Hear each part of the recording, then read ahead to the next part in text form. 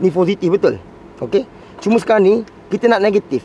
Biasanya kiri dan kanan ni, cuba tengok cik. Kiri dan kanan sikit sekarang ni, kiri dan kanan ni. Ni meter fluke. Bacaan jarum minyak.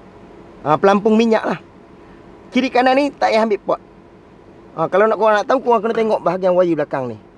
Bila korang belah wire belakang ni, korang nampak wire dua besar, dua kecil. Dua kecil tu meter fluke.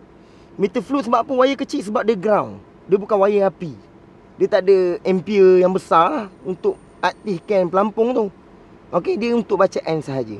So sikit akan short kat sini. Korang tengok kalau sikit start, yang pasti dua ni jangan touching.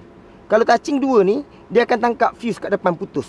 Boleh tengok Aduh, sampai tangan. Nampak? Menyala kan?